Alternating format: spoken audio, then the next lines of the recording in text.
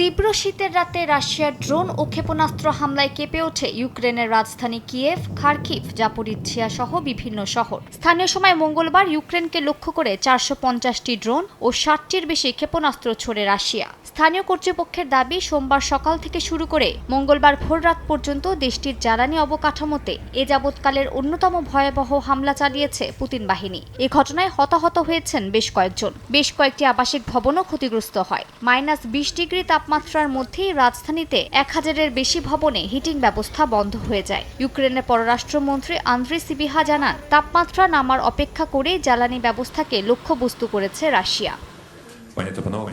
আসন্ন Russia Ukraine যুক্তরাষ্ট্রের ত্রিপক্ষীয় বৈঠকে এমন ভয়াবহ হামলার প্রেক্ষিতে কিয়েভের বর্তমান অবস্থা তুলে ধরা হবে বলে জানিয়েছেন প্রেসিডেন্ট ভলোদিমির জেলেনস্কি। ন্যাটো মহাসচিব মার্ক রুটের সঙ্গে যৌথ সংবাদ সম্মেলনে তিনি বলেন, এই হামলা যুক্তরাষ্ট্রের শান্তি প্রচেষ্টাকে উপেক্ষা করার শামিল। মার্কিন প্রেসিডেন্টকে দেয়া এক সপ্তাহ হামলা বন্ধের প্রতিশ্রুতির 4 দিনের মাথায় প্রতিশ্রুতি ভঙ্গ করেছে মস্কো বলে দাবি করেন জেলেনস্কি। এই বিষয়টি নিয়ে আমরা যুক্তরাষ্ট্রের সঙ্গে যোগাযোগ করব। আমি আশা করি যা ঘটছে সে বিষয়ে আমাদের মিত্ররা নীরব থাকবে না। আমাদের দেশের প্রতিরক্ষা এবং আমাদের জনগণের সুরক্ষায় অব্যাহত সমর্থন অত্যন্ত গুরুত্বপূর্ণ।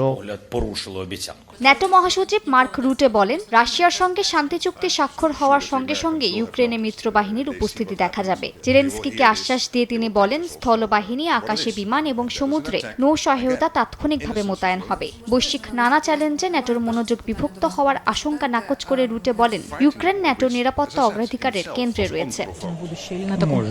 তবে জেলেনস্কির এমন দাবি অস্বীকার করেছে ক্রেমলিন। মুখপাত্র দিমিত্রি পেসকভ জানান, জ্বালানি অবকাঠামোর ওপর যুদ্ধবিরতির মেয়াদ 1 ফেব্রুয়ারি পর্যন্ত কার্যকর ছিল।